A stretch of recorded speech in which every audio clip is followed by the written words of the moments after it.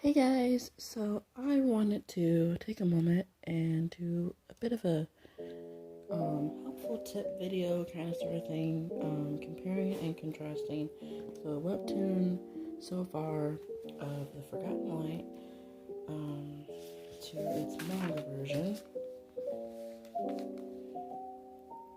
and hopefully give you guys some helpful information and maybe inspire someone. Maybe. Okay, so this is the cover for the webtoon, and I wanted to do a side-by-side comparison, basically, of the panels. I did not. There is a way to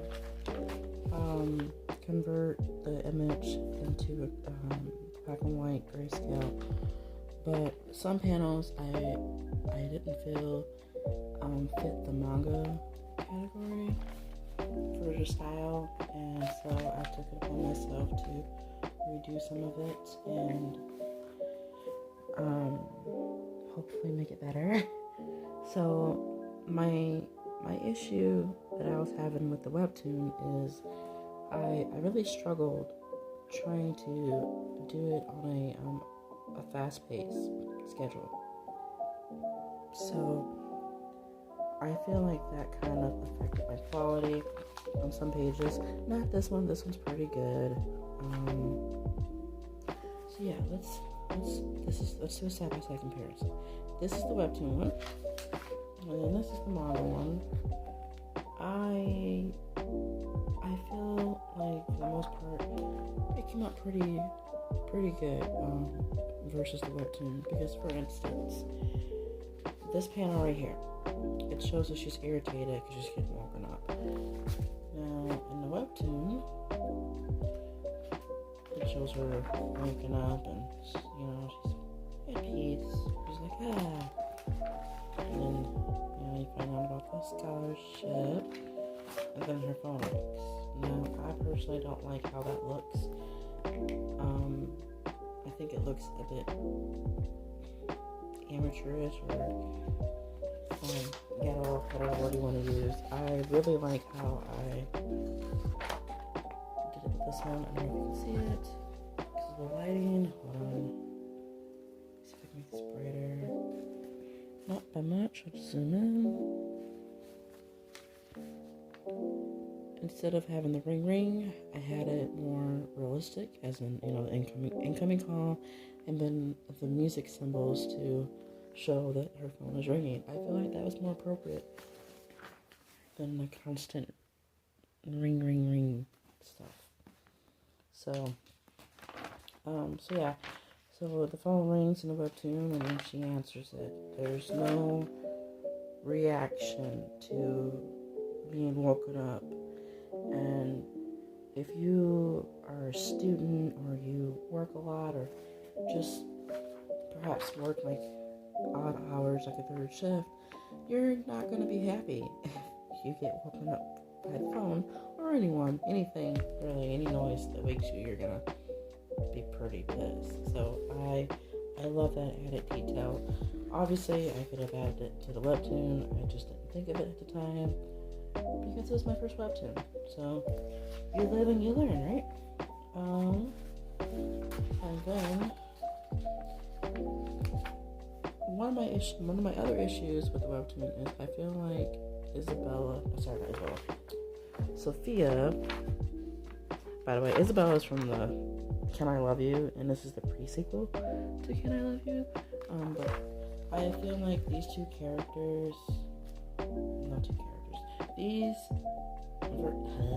I can't speak apparently. Okay. I feel like the webtoon version of Sophia looks a bit too old, because she's supposed to be in high school, and so my aim was to make her look age appropriate in the manga. One thing that I did struggle a bit with was panels like this, where it's like, I see you, I guess, in the In the webtoon, I just combined the two, I believe. Let me see. It's been a while since I looked at this. Yeah, I combined the two, and I didn't want the page to just be 2 panels, because that would have been, in my opinion, like, kind of, I don't know, stupid, or just less quality, and I want to give the best quality that I can. So I separate the two and then show her reaction, because again, it's a book. You want to see what they're reacting to. I don't know. There's a lot of trial and error with anything when you're first doing it. I do like how I forgot to put the irritation mark. I guess I don't know. I don't really need to. It's just something I noticed. See, you don't really notice these things until you set them side by side, and that's something cool that we can discover together. Because you guys are awesome. Let's see. So now we're on to the next page. Oh, by the way, hold on. Let's step back real quick. So this is the draft. Let me see if I can zoom out. There we go. This is the draft for the first page. I personally find it interesting to see what something looked like at first, and then see the finished product. I don't know about you guys, but I like it. So this is the draft, and then the finish. See, even in the original draft, I was gonna put ring. And I'm really glad that I found that brush to download. I got that from Clip Studio Assets, which is free, which is why I love Clip Studio Paint. Okay, so back to what I was doing. So I got the phone ringing, then her reaction, and then you got this. The background is awesome. Trying to get it to focus better. Okay, so the background is also from Clip Studio Paint Assets. And I had a lot of fun redrawing this one. I don't know why. I feel like I made her a lot cuter.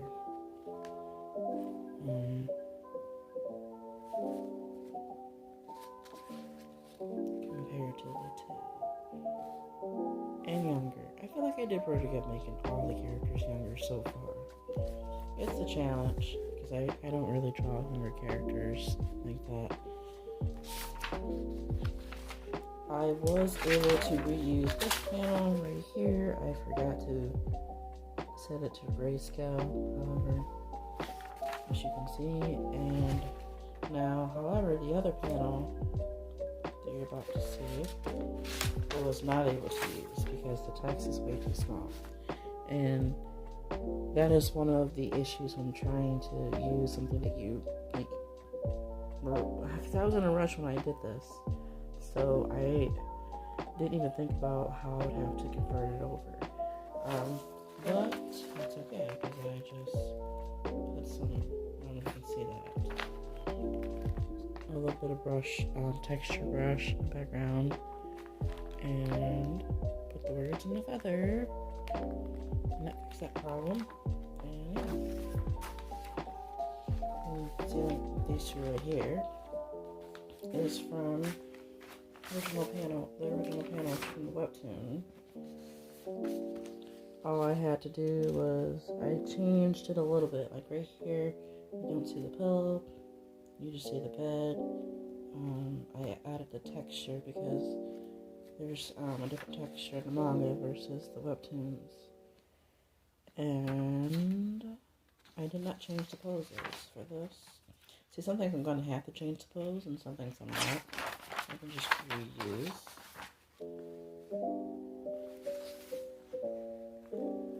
And then other things I can't reuse because I don't have the proper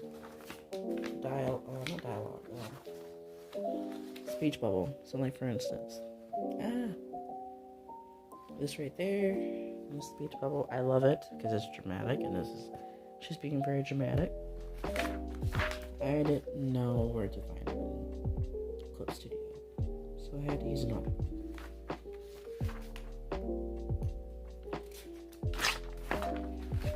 And yeah, so that's everything so far. One thing that I just want to make sure I say before I end the video is don't be too hard on yourself. You have to find what works for you, and remember that everything is a process. You can't just wake up one day and draw whatever it is you want to draw. Like, you have to. What I'm trying to say is nobody wakes up and just automatically draws like this or anything else. Like, I've been drawing since I was 5. It took me many years to just be able to draw decently, and there's a lot of pictures, let me tell you, that look like crap, and that's okay because it's a process. Don't be hard on yourself. I always make sure that I have reference. I only picked this. I ordered it literally because they look cute. I know nothing about the book really, other than the back of it. I have not actually read it, but I'm not saying don't read your reference because it might make a difference, it might not. But what I do is sometimes if I don't know how to put the proper paneling, I'll look and see how they did it.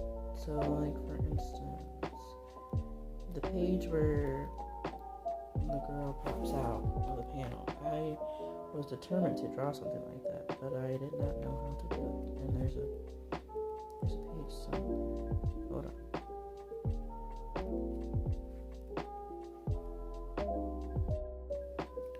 Okay, so this right here is an example.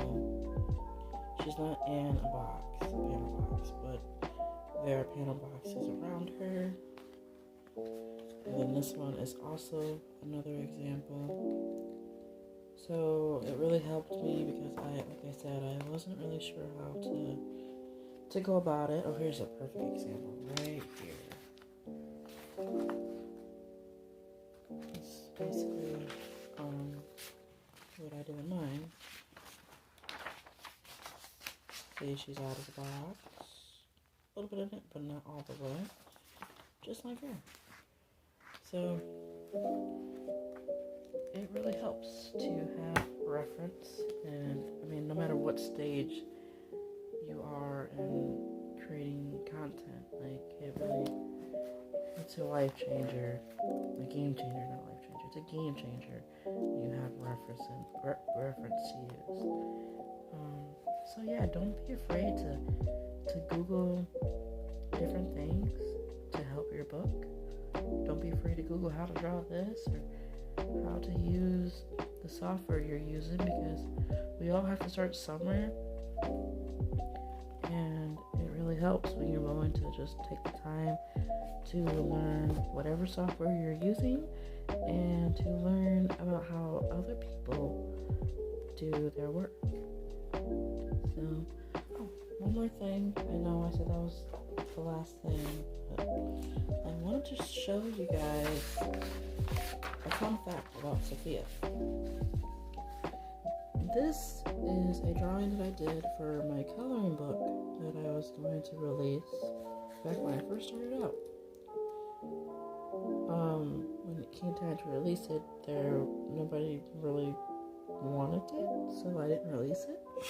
And then later down the road, I ended up using this character as a design for Sophia. Let's see.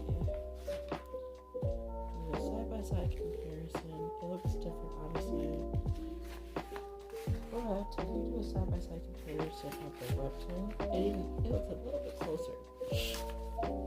Not maybe by much, but yeah.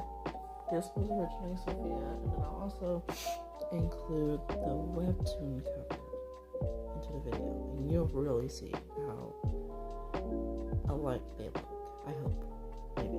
Okay. So don't forget to subscribe, hit the like button, and share if you really enjoyed it and want your friends to see. And just remember that anything is possible. You might just have to be a little bit more creative with how you do things, or even ask for help. But that's okay, because if making art is what you want to do, or really anything, if there's something you want to do and it might be a challenge, just take your time, pace yourself, and figure out what works for you, because not everybody creates anything the same way, whether it's art, like, what do you call it when you make furniture? I don't know what that's called. Just anything in general. Just try your best and be stubborn like me, and you'll be able to do it. Alright, bye!